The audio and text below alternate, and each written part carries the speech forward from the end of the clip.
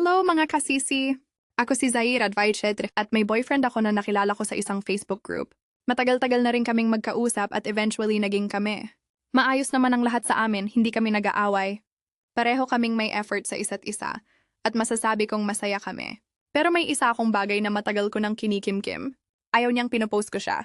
Ni minsan, hindi niya hinayaan na mag-upload ako ng picture naming dalawa.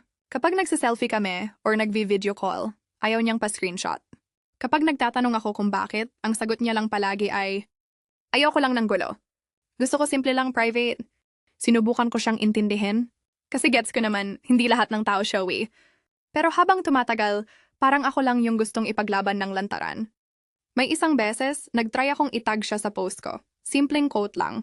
Bigla niya akong chinat at tinanggal ang tag. Sabi niya, wag mo na muna akong itag, please. Gusto ko tahimik lang. Nagulat ako. Parang ang bigat sa dibdib. Doon ko naisip itanong, paano kung maglagay tayo sa FB ng in a relationship? Sagot niya, baka lang kasi may ibang maapektuhan, ayoko na ng issue. Ang sakit marinig nun. Hindi ko alam kung ako ba ang paranoid or may tinatago siya. Mahal ko siya o... Pero habang paulit-ulit niyang sinasabing ayaw niya ng gulo, ako naman ang unti-unting nagugulo sa loob. Sabi niya, okay naman kami. Wala daw akong dapat ipag-alala.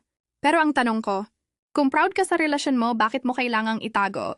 Ayokong isipin na ako lang yung gustong ipakita sa mundo kung gaano ko siya kamahal. Pero paano kung ako lang din ang tinuturing niyang private? Hindi dahil espesyal, kundi dahil walang ibang dapat makaalam. Mga kasisi, kayo na po ang humusga. Ako lang ba ang OA o may mali talaga?